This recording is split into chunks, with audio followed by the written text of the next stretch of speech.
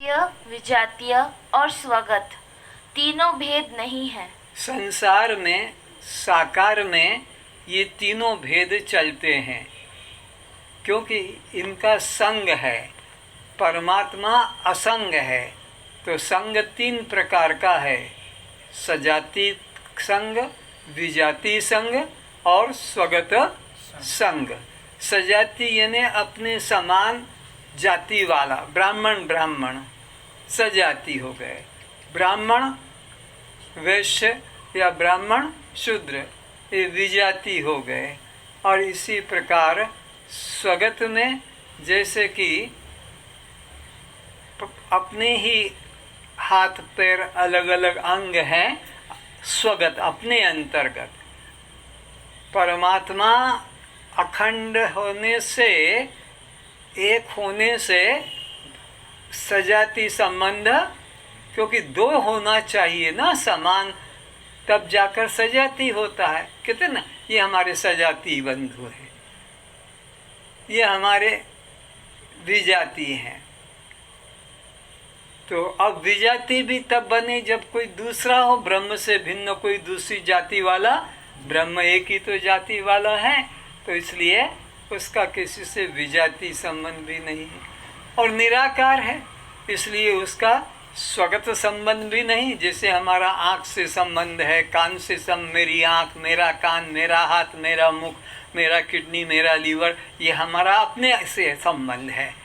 जैसे वृक्ष की डाल अलग है, पत्ते अलग है, शाखा अलग है, फल अलग है इत्यादि, वो उसके अंतर्गत, अपने अंतर्गत जो संबंध है उसको कहते हैं स्वगत संबंध।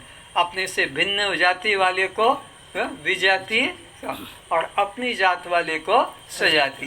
परमात्मा में ये तीनों बातें नहीं, क्योंकि परमात्मा अखंड और अद्वय है। उसका कोई सजाति भी नहीं, उसका कोई विजाति भी नहीं और स्वगत भी नहीं। सजाति नहीं यानी एक परमात्मा। विजाति ये माया, तो ये माया तो परमात्मा की शक्ति, उससे अलग नहीं है, तो विजाति भी संबंध नहीं। और निराकार होने से उसके अंतर्गत भी कोई भेद नहीं। आत्मा एक है और वह तू है। तो अब जिसकी ये चर्चा कर रहे हैं, हे आत्मन, तू इसको कहीं से तीर्थ में, मंदिरों में, कोई अन्य लोक में मत समझना। वो तू स्वयं है, वह तू स्वयं है। लेकिन तूने तो अपने को सजाति संबंध वाला मान लिया। ये हमारी जात वाले हैं, ये हमारी जात वाला नहीं है, हम इनसे रोटी कपड़े का संबंध रखेंगे, इससे बेटे का संबंध शादी का करेंगे। हमारी जात के सजाति हैं, ये विजाति है, इनसे हम लेन देन नहीं करेंगे। हाँ, इस तरह से तूने तो ऐसा मान रखा है। अज्ञानी लोग अपने को देह मानकर सजाति संबंध, विजाति संबंध और स्वगत भेद मानते हैं, पर ज्ञानी एक आत्मा के अतिरिक्त किंचित भी अन्य नहीं मानता, इसलिए उसका कोई से सजाति, विजाति, स्वगत भेद नहीं बनता है। आत्मा का ही एक निश्चय होता है, ज्ञानी को एक आत्मा का ही निष्ठा होती है। चेतन आत्मा एक अद्वय है, इसीलिए चेतन आत्मा कितनी होती है? एक होती है। अद्वय यानी वहाँ कोई दूसरा तत्व नहीं है कि छोटी आत्मा है, ये बड़ी आत्मा है, ये सिद्ध आत्मा है, ये परम सिद्ध आत्मा है ना, ऐसा कोई भेद नहीं। इसलिए उसकी जाति नहीं है। जाति होती कब? जब दो होते हैं। शरीर होता है, शरीर भी नहीं, दो भी नहीं, उसकी कोई जाति भी।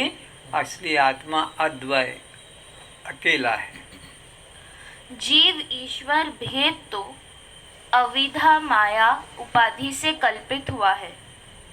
फिर से, जीव अविद्या, जीव ईश्वर भेद तो अविद्या माया उपाधि से कल्पित हुआ है। तो ये जीव और ईश्वर, ये जो भेद हैं, ये कैसा भेद है? एक आकाश है, और मकान और कमरा, एक मकान और एक कमरा, ये भेद दीवालों की उपाधियों से, दीवालें जो है छोटी छोटी दीवालें हैं तो वो कमरा, बड़ी बड़ी दूर दूर दीवालें हैं तो वो बन गया महल। लेकिन ये महल और कमरा ये दीवालों की उपाधि से है। आकाश तो वो आकाश में कोई फर्क नहीं, वही आकाश महल में है और वही एक कमरे में है। तो अविद्या उपाधि से उसी चेतन को जीव कह दिया और माया उपाधि से उसी चेतन को ईश कह दिया। पर ये ईश और ये जो जीव, ये कोई अलग अलग तीन चेतन, ब्रह्म, ईश और जीव, ये तीन चेतन नहीं। महाकाश, मठाकाश और घटाकाश, ये तीन आकाश एक ही आकाश उपाधि के कारण, घट मठ उपाधि के कारण तीन नामों से पुकारा जाता, पर वो तो एक है। ऐसे ही अज्ञान अविद्या उपाधि से उसी चेतन को जीव कहते हैं और माया उपाधि से उसी चेतन को ईश कहते हैं। पर ईश और जीव ये दो अलग चेतन उस महाचेतन से भिन्न नहीं, वो एक ही चेतन तीन नामों से पुकारा जाता है। जैसे एक ही जल तरंग रूप से, बर्फ रूप से और वही भाप रूप से, लेकिन भाप और बर्फ और जल और तरंग ये कोई अलग अलग तत्व नहीं, एक ही तत्व को अलग अलग नामों से पुकारा जाता है। भाप भी उसी से बनती है, तरंग भी उसी से बनती है, बर्फ भी उसी से बनता है, बूंद भी और झाग भी। इसीलिए आत्मा का किसी के साथ सजातीय संबंध नहीं है। तो आत्मा का किसी के साथ में सजातीय संबंध क्यों नहीं है? क्योंकि आत्मा अद्वय है, अकेला है, निराकार है। आत्मा अद्वैत है और सत्य है, इसलिए उसका किसी से विजातीय संबंध नहीं है। आत्मा निराकार है, इसलिए किसी के साथ स्वगत भेद भी नहीं है।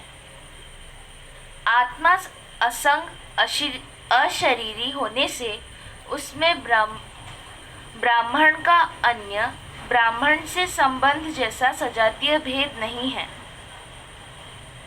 आत्मा में मनुष्य का पशु से संबंध की तरह विजातीय भेद भी नहीं है और आत्मा में शरीर की तरह हाथ, पैर, मुख, नाक, कान आदि जैसा स्वगत भेद भी नहीं है। तो तीनों बातें स्पष्ट हो गई। आत्मा का कोई सजातीय संबंध ही नहीं, कोई विजातीय भी संबंध नहीं और स्वगत संबंध भी नहीं, क्योंकि आत्मा निर्गुण निराकार अकेला है। सजातीय संबंध के लिए भी दूसरे की जरूरत है, विजातीय संबंध के लिए भी दूसरे की जरूरत है, स्वगत संबंध के लिए भी अन्य अन्य अंगों की जरूरत है। आत्मा निर्गुण निराकार होने से उसमें कोई ये भेद नहीं।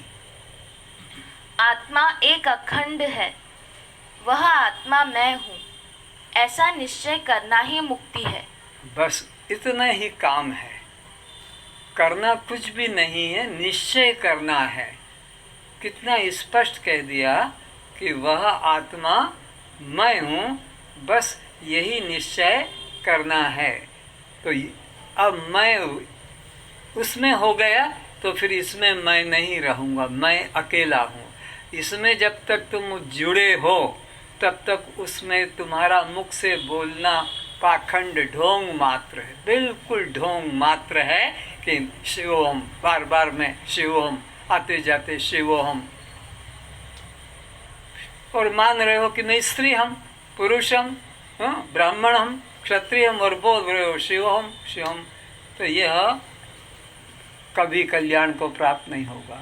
इसलिए अपने अंदर इससे मैं भाव जब हटेगा तभी तुम पूर्ण मुक्त कहलाओगे। जब तक देह में मैं भाव है, सजाति विजाति सगत संबंध है, तब तक तुम्हारी मुक्ति किसी की भी नहीं होगी। कब मुक्ति होगी? जब तुम देह भाव से अपने को अलग करोगे। कब तक बंधे हुए हो तुम? जब तक देह भाव में जुड़े हुए हो, और यह अनादिकाल से चला आ रहा है। आज अगर अभी छोड़ देते हो तो अभी मुक्त हो, और अगर इसमें से मैं भाव नहीं छूटा तो आज तो क्या अनंत जन्म आगे तक भी नहीं छूट पाओगे। अनादिकाल से आज तक भी क्यों नहीं छूट पाए? कि इसमें मैं भाव नहीं छोड़ा, इसमें मैं भाव को जोड़ के रखा।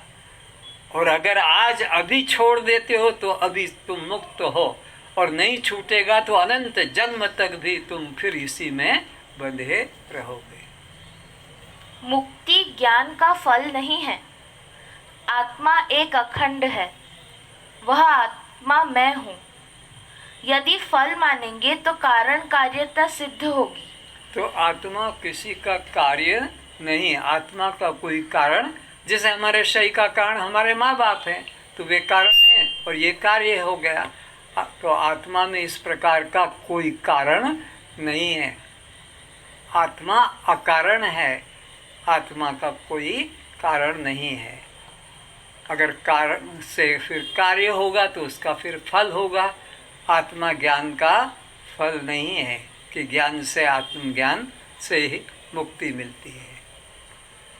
मुक्ति किसी का कार्य नहीं, वह हमारा अग्नि उष्णता, चीनी मधुरता, बर्फ शीतलता की तरह नित्य स्वभाव है। तो मुक्ति किसी का कार्य, क्योंकि कार्य जिसको बना दोगे तो उसका कोई कारण होगा। आत्मा का कोई कारण नहीं। आत्मा हमारा अपना सबका स्वभाव है। तो जो जिसका स्वभाव होता है उसे पाने के लिए फिर कोई साधन करने की आवश्यकता, बोलो बोलो, जैसे अग्नि को गर्म करने के लिए कोई साधन की जरूरत, बर्फ को शीतल करने के लिए कोई साधन करने की जरूरत करना पड़ेगा। हमारे क्लास में बच्चे बैठते हैं, वो बच्चे लोग जवाब देते हैं कि बताओ बच्चों कि शक्कर को मीठा कैसे करेंगे, कि बर्फ़ को ठंडा कैसे करेंगे, कि आग को गर्म कैसे करेंगे, कि नीम को कड़वा के, तो बच्चे बोल देते हैं उनका स्वभाव है, वो तो उनका स्वभाव है कुछ करे। तो जीव मुक्त कैसे होगा? बोले वो तो मुक्त है, उसका स्वभाव है। तो मुक्ति के लिए कोई साधन करने की आवश्यकता नहीं है। हम सब का स्वभाव ही मुक्त है। पर जब तक देह में मैं भाव हमारा है तभी तक हमारा ये कल्पित बंधन है। देह से मैं भाव छूट गया तो ये कल्पित बंधन भी छूट जाएगा। सचमुच में आत्मा को किसी ने बांधा, आत्मा किसी में बंधा भी नहीं है। अज्ञानता से ही जीव ने देह को मैं मान लिया, आत्मा की तरफ से दृष्टि हटा ली। इसलिए बस इधर इधर देख लो, इधर ये जो इधर यहाँ जुड़ गया, इधर जीव जब इस शरीर में, इस जाति में, नाम में जुड़ गया, इसमें जुड़ गया तो ये बन गया 84 के चक्कर में। और किसी गुरु ने इसके बीच में से ऐसा दरार करा दी कि ये दृश्य और तू, पहले तो ये एक ही मानता था ये मैं शरीर हूँ, लेकिन अब क्या लगा कि ये शरीर अलग है और मैं अलग हूँ।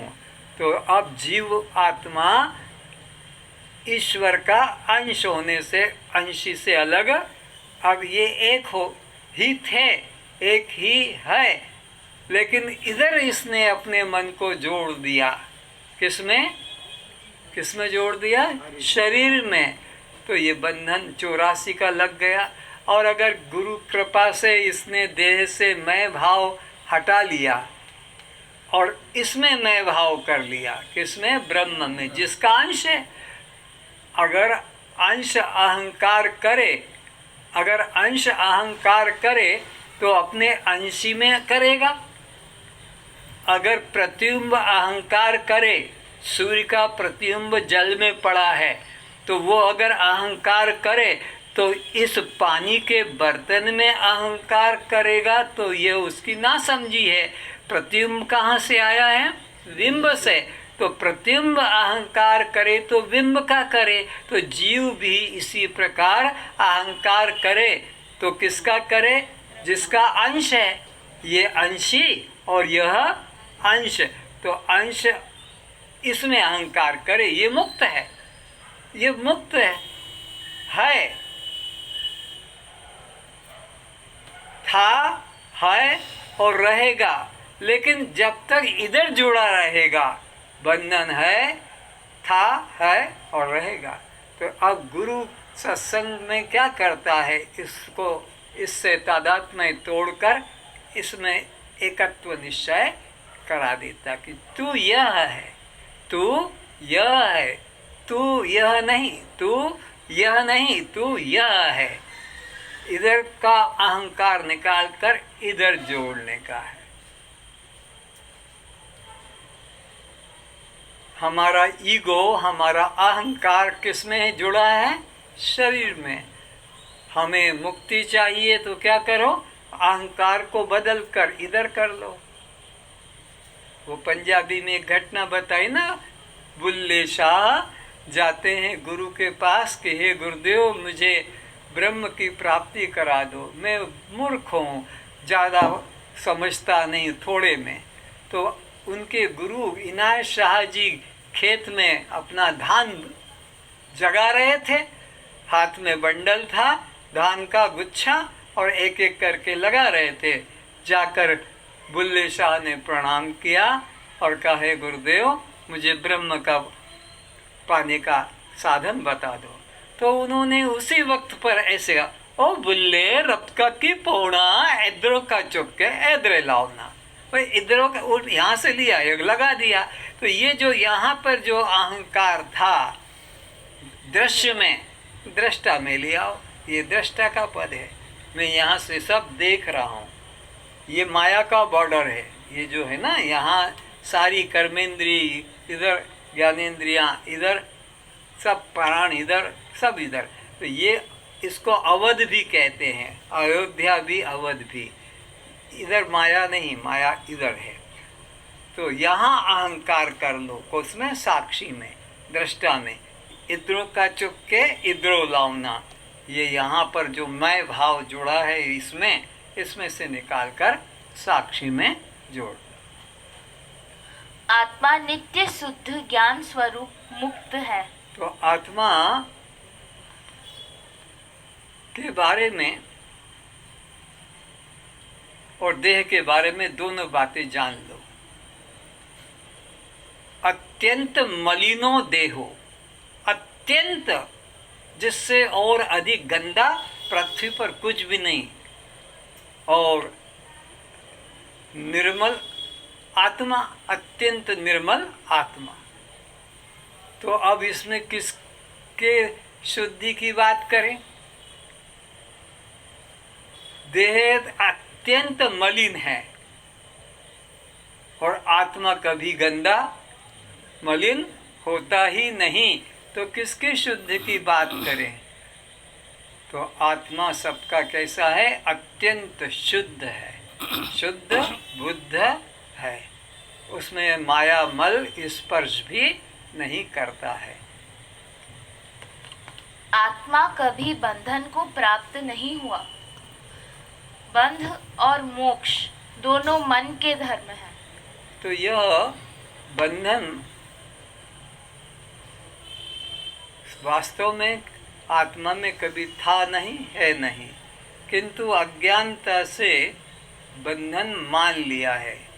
देह के साथ मैं भाव, जीव ने आत्मा से मैं भाव छोड़कर और देह में मैं भाव कर लिया, इसलिए इससे बंधन की भ्रांति हो रही है।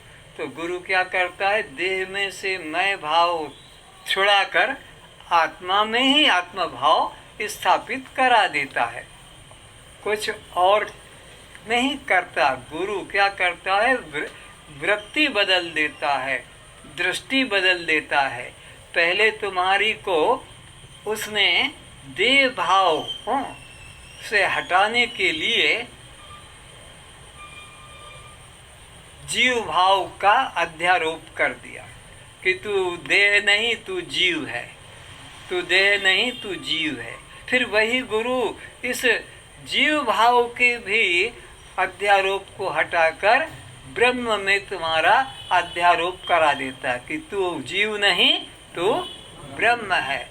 और जब ये भी हो गया तो अब तू ब्रह्म भी नहीं है, जीव भी नहीं, देह भी नहीं, तू केवल चैतन्य मात्र है। ये सब उपाधियां हैं, ब्रह्म, ईश्वर, जीव इत्यादि। एक रोग को काटने के लिए एक दवा दी जाती है, तो ऐसे ही एक कांटा लगा हुआ है। ये कांटा क्या है? देह भाव का। तो इस कांटे को निकालने के लिए एक प्रबल कांटा दिया। कभी रास्ते में कांटा लग जाता है तो हम एक कांटा और ढूंढते जो मजबूत हो, और उससे वो छोटा टूटा कांटा पाँव में जो लगा है उसको निकाल दिया। फिर वो जो कांटा था उसको चमड़े में घुसा के नहीं रखते हैं, जैसे टेलर लोग सुई को अपने कपड़े में लगा के रख लेते हैं, फिर जरूरत पड़ती है सिलाई करके फिर लगा लेते हैं। तो छोटे कांटे को, देह भाव के कांटे को निकालने के लिए कौन सा कांटा दिया? जीव भाव का। और जीव भाव के कांटे को भी निकालने के लिए दिया ब्रह्म भाव का कांटा। और फिर तीनों को निकाल कर फेंक देने को कहा। त्रिगुण्य विषया वेदा निस्त्रेय गुण्य भावार्जुन निर्द्वंदो नित्सत्वस्थो निर्योगक्षेम आत्मवान। बस केवल आत्मा रहो, न ब्रह्म रहो, न तुम जीव रहो, न देह रहो, केवल चैतन्यम साक्षी मात्र। मन के शांत होने से बंध व मोक्ष का भाव भी नहीं रहता है। जैसे मन ही हमारे दुख का कारण है, बंध मोक्ष का कारण है। मन अगर नहीं तो न बंध है, न मोक्ष है, न दुख है, न शोक है, न राग, न द्वेष। कहाँ देखोगे? या तो ध्यान में या गहरी निद्रा में। गहरी निद्रा में जो होते हैं उनके लिए संसार, ब्रह्म, ईश्वर, जीव, गुरु, दुनिया ही नहीं है, अपना शरीर भी नहीं है। क्यों नहीं है? क्या वहाँ कमी है? गहरी नींद में शरीर नहीं है, है। प्राण नहीं है, आँख कान इंद्रिया नहीं है, हाथ पैर आदि कर्मेंद्रिया नहीं है, अंदर के यंत्र, किडनी कहो, लीवर कहो, हार्ट कहो, पैंक्रियास है। आत्मा है कि नहीं? सब है, केवल मन नहीं। बस मन नहीं तो जग नहीं। मन के हारे हार है और मन के जीते जीत। तो वहाँ मन नहीं होने से कुछ भी नहीं है। मन ही के कारण यह जगत की प्रतीति होती है। आत्मा में मन के लय करने से संपूर्ण जगत लय हो जाता है। बस इसको इधर कर दिया तो संपूर्ण जगत लय हो गया, और ये इधर जुड़ गया तो फिर ये संसार खड़ा हो गया। मन इधर लग गया तो संसार खत्म, मन इधर लग गया तो परमात्मा अदृश्य हो गया, जगत दृश्य हो गया, और इधर हो गया तो जगत अदृश्य हो गया, परमात्मा।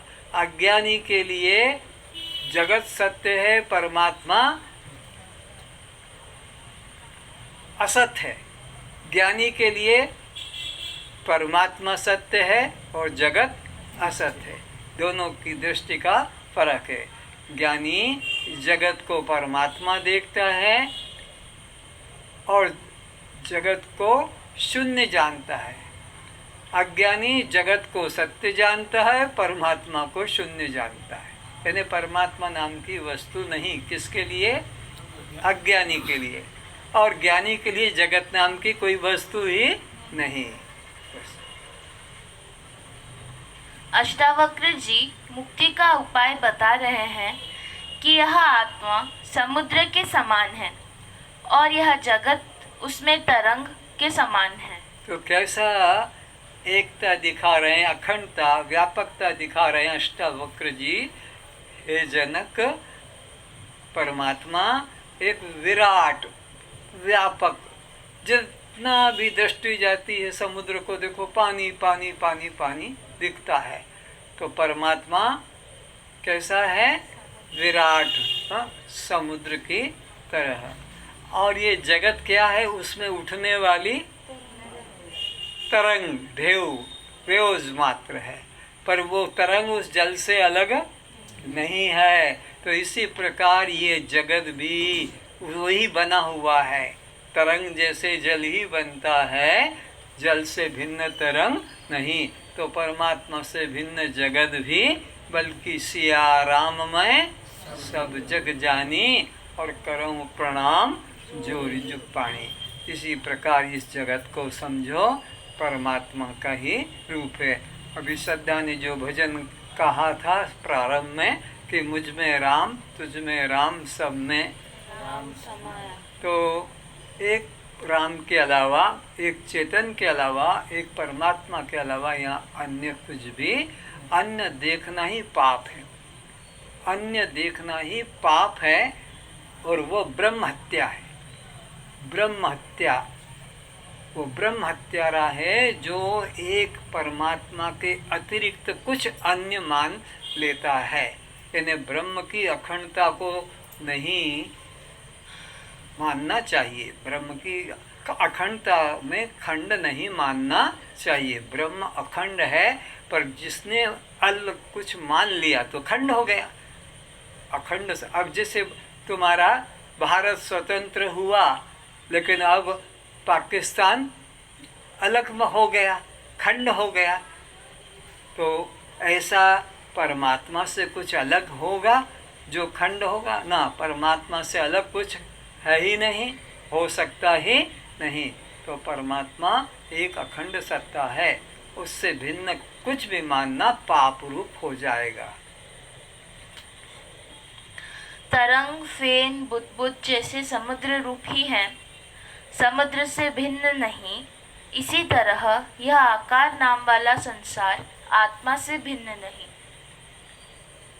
बस बात इतनी ही पकड़ो कि यहाँ जो भी नाम रूप दिखाई पड़ता है एक परमात्मा से भिन्न नहीं है। इसलिए सब में अपने को देखो, एक सार बात, सब में अपने को देखो। तो जो अपने में देखेगा, सबको अपने में देखेगा या सब में अपने को देखेगा, वो किससे द्वेष करेगा, किससे राग करेगा, किससे लड़ाई करेगा, किससे घृणा नफरत करेगा, किसको छोटा बड़ा देखेगा। तुम्हारे ये देखो हाथ अपना रोज मल साफ करते हैं, इन्हीं हाथों से अपना बदन भी साफ होता है, मुख भी करते हैं। लेकिन ये थोड़ी कि अब ये हाथ से मल साफ करते हैं तो क्या रोटी नहीं खाएंगे? हाथ धो के रोटी खाएंगे, खिचड़ी खाएंगे, सब खाएंगे। तो हमारे को पूरे शरीर में एकता का भाव है, चाहे मल त्याग कर रहा है कि मूत्र त्याग कर रहा हो कि भोजन चबा रहा हो, कुछ भी, किंतु कहीं पर भी हमारे अंदर द्वैत भाव नहीं कि आँख को बुरा नहीं मानते, कि कान को बुरा नहीं मानते, कि नाक को, कि हाथ पैरों को, कि मल मूत्र के द्वार को बुरा मान के उसका खंडन नहीं करते, बल्कि सब में आत्मीयता, सब में हूँ, सब मेरे हैं। आज इतना ही। ओम शांति। सर्वे भवन्तु सुखिनः, सर्वे सन्तु निरामया, सर्वे भद्राणि पश्यन्तु, मा कश्चित् दुःखभाग् भवेत्। सब सुखी रहें, सब निरोग रहें, सभी रूपों में हम अपने को पहचाने, सब समय खुशहाल सबको देखें, सबको निरोग बनाएं, हमारे वाणी के द्वारा, हमारे व्यवहार के द्वारा, हमारी क्रियाओं के द्वारा हमारे क्रियाओं के द्वारा यदि किसी जीव को कष्ट होता है, यदि किसी जीव को कष्ट होता है, दुख हुआ है, दुख हुआ है, वैर भाव जगा है, वैर भाव चला है, तो हम उससे क्षमा मांगते हैं, तो हम उससे क्षमा मांगते हैं, वह हमें क्षमा कर दे। वो हमें क्षमा कर दे। अब मेरा कोई शत्रु नहीं है, अब मेरा कोई शत्रु नहीं है, सभी मेरे मित्र हैं, सभी मेरे मित्र हैं, सभी का कल्याण हो, सभी का कल्याण हो, सभी का कल्याण हो। सभी का कल्याण हो। प्रेम भाव से ही प्रेम भाव से जीवन व्यतीत करें, जीवन व्यतीत करें। वैर भाव रखने से वैर भाव रखने से कभी भी जीव को शांति नहीं मिलती, कभी भी जीव को शांति नहीं मिलती, कभी भी वो जन्म मरण से मुक्त नहीं हो सकेगा। कभी भी वो जन्म मरण से मुक्त नहीं हो सकता। सबका भला हो, सबका भला हो।